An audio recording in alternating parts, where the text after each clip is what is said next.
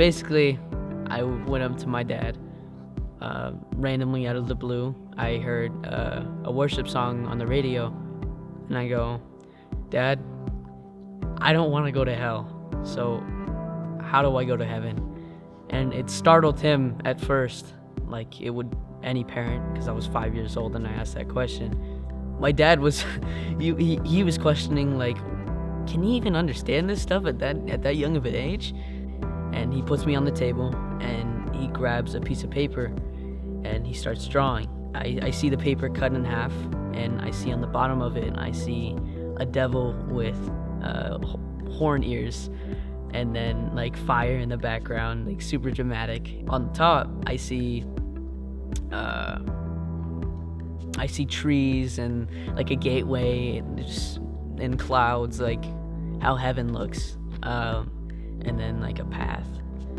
And I was just like, okay, cool, where do I sign? Like, just let me do this now. I was like, I don't want to go there. I call this the Justin Bieber story.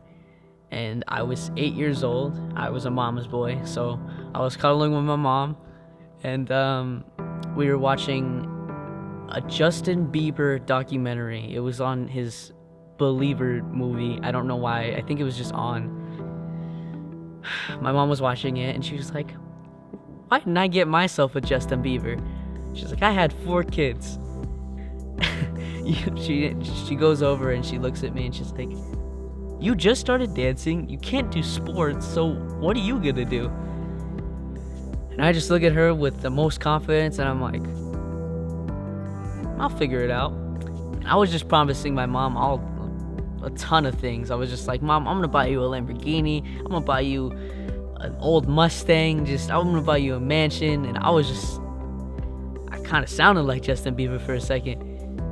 The part of his story that connected with me the most would be when he came from nothing. He had a gift, but he came from nothing, and he was on the side of the road, on a stair, and he was playing his guitar, singing worship songs. That was the fruit of his beginning, was God. I was about 8 years old, and I would run around the house all the time. Like, it wasn't just like 1 or 2 times. I would walk around the house, be like singing. I don't even know the name of the song. I'm pretty sure it's "I'm the Man," but I was like, "I'm the man, I'm the man, I'm the man." I would just pound my chest to it, and my dad like heard me singing it, and he obviously heard me sing it more than once. He knew I probably meant what I was saying, that there was some truth to it. So he basically pulls me aside into his room, and he basically explained to me the difference between being confident and being prideful. And that's really stuck with me. Just being humble with the things that you have, and even in the beginning, it sticks with me still.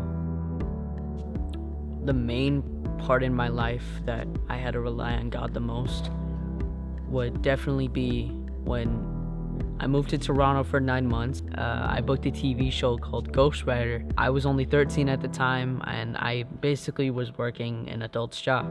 I would work 50 hours a week, 5 days a week. I would have times for like, what can I do with my margin? Because I wouldn't have a lot of it. God most definitely was needed in that time.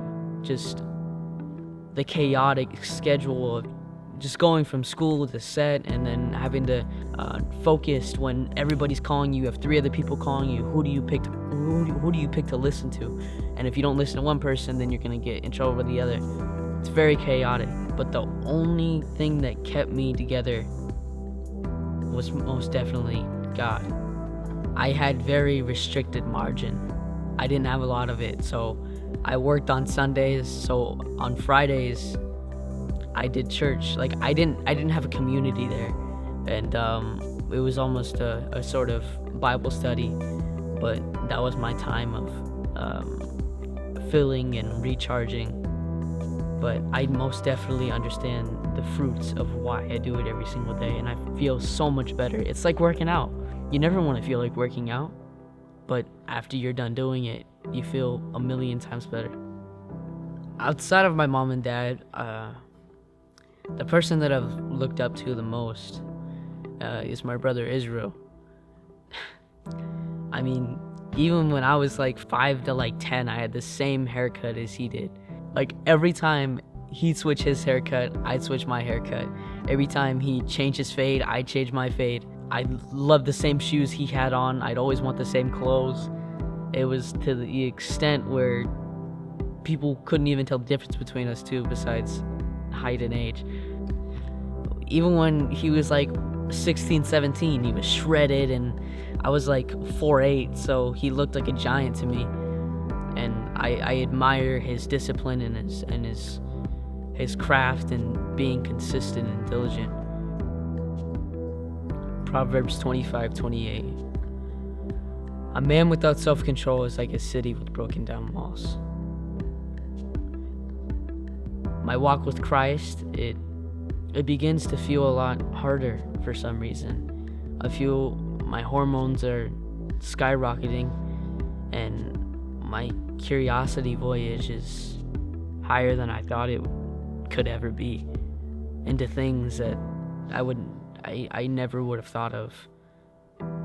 I have an addictive personality, and I have that DNA in me. Unfortunately, my mom's dad passed away from alcoholism, and other past family members from my mom's side have also passed away from alcoholism.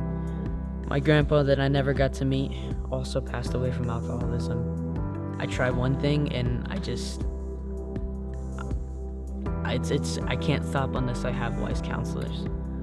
The good side of my bad characteristics, quote unquote, is I have to lean on God even more than normal people usually have to.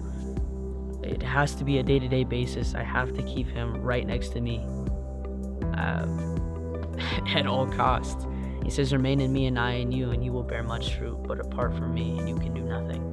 Just because sometimes you're like, God, why is this happening to me? Why do I have an addictive personality? If you want me to do so much good for your kingdom, how am I going to be able to go ahead and let's be an actor and let's get some clout? How am I going to be able to even handle that? Oh God, I beg 2 favors from you. Let me have them before I die. First, help me never to tell a lie. Second, give me neither poverty nor riches. Give me just enough to satisfy my needs. For if I grow rich, I may deny you and say, who is the Lord? And if I'm too poor, I may steal and thus insult God's holy name. This is one of my favorite verses with where I'm going in life and where I think I'm going. My name is Arellanes, and this is my Savior story.